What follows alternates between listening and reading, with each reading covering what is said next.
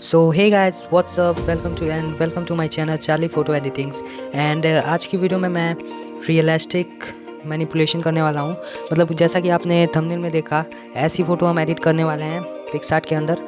सो सबसे पहले आपको क्या करना है कि आपको सबसे पहले पिक्सार्ट ऐप को ओपन कर लेना है। मैं पिक्सार्ट को ओपन करता हूँ और आपको बैकग्राउंड का लिंक डिस्क्रिप्शन में मिल जाएगा, आप ज़रूर वहाँ से डाउनलोड कर लेना पहले बैकग्राउंड। उसके बाद आपको पिक्सार्ट ऐप को ओपन करना है, देन आप उस बैकग्राउंड को ओपन कर लेना है। तो मैं ओपन करता हूँ।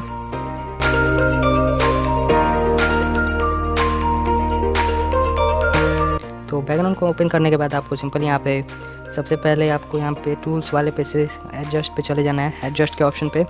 देन आपको यहाँ से सैचुरेशन बढ़ा देना है, सैचुरेशन में आके और सैचुरेशन पूरा बढ़ा देना है और ब्राइटनेस को थोड़ा कम कर देना है और कॉन्ट्रास्ट को भी मतलब नॉर्मल रखना है। और उसके बाद आपको यहाँ पे डन कर देना है।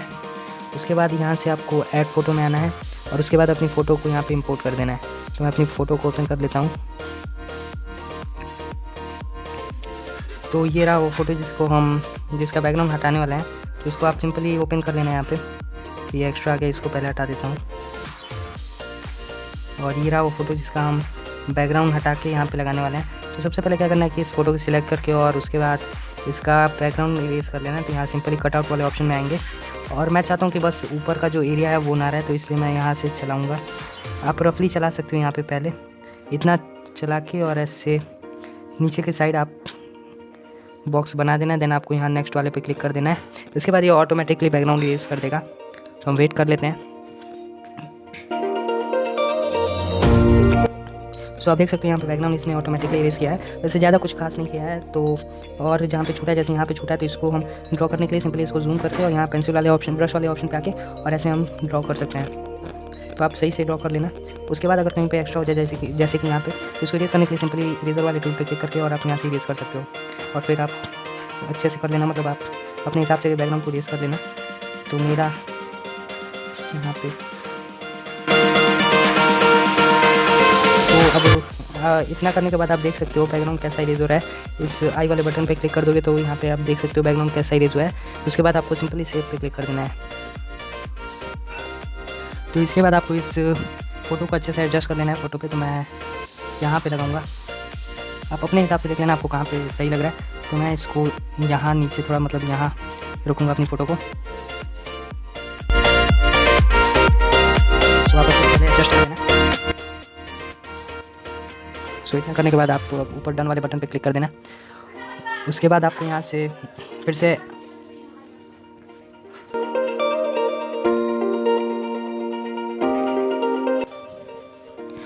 आपको लाइट वाला पीएनजी ऐड कर देना है। तो इसको यहाँ ऐड करने के बाद आपको ब्लेंड वाले ऑप्शन पे आके स्क्रीन कर देना है और उसके बाद आपको इसका साइज़ बढ़ा के और यहाँ पे अपने साइड में लगा देना है, ताकि सनलाइट आपके बॉडी पे भी आए और बैकग्राउंड में भी रहे। देख सकते हो कितना मस्त लग रहा है, रियलिस्टिक लग रहा है। उसके बाद आप डन पे क्लिक कर देना। सो यहाँ हमारा पिक्सार्ट में काम तो खत्म हो चुका है। तो उसके बाद इसको सिंपली हम सेव करेंगे, सिंपल यहाँ ड्रॉ वाले टूल में आके और फिर यहाँ पे 3 डॉट्स पे क्लिक करके और सेव इमेज पे क्लिक कर देंगे तो हमारी फ़ोटो सेव हो जाएगी। तो उसके बाद आपको पिक्सार्ट में काम खत्म हो चुका है। अब आपको लाइटरूम एप्लीकेशन ओपन करना है। तो मैं लाइटरूम एप्लीकेशन ओपन करता हूँ।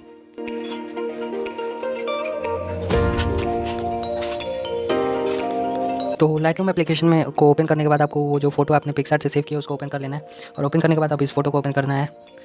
तो ओपन करने के बाद आपको अब यहाँ सिंपली लाइट वाले ऑप्शन पे क्लिक कर देना है और उसके बाद इसका एडजस्टमेंट करना है। तो सबसे पहले आपको हाइलाइट्स को माइनस कर देना है लगभग इतना और शेडोज़ को बढ़ा देना है थोड़ा सा इतना, एंड देन आपको ब्लैक्स को थोड़ा कम कर देना है। सो इतना करने के बाद आपको अब इस कलर वाले टूल में आना है और उसके बाद यहाँ से वाइब्रेंस इसका इतना लगभग बढ़ा देना है और थोड़ा सा टेम्परेचर भी बढ़ा देंगे। उसके बाद इस मिक्स टूल में आना है और रेड लिप्स का कलर है तो आप अपनी मर्ज़ी से इसको कर सकते हो।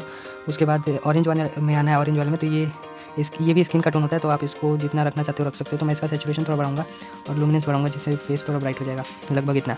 देन आपको येलो वाले में आना है और येलो आप देख सकते हो सनलाइट आ रहा है, मतलब ये वाला जो एरिया है इसका कलर है, तो इसका ह्यू थोड़ा माइनस कर देंगे और सैचुरेशन थोड़ा बढ़ा देंगे।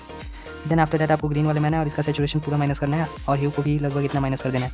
उसके बाद आपको इस ब्लू वाले टोन में आना है, तो यहाँ पे आपको ह्यू इसका लगभग इतना माइनस करना है, लगभग 37, एंड इसका सैचुरेशन बढ़ा देना है इतना।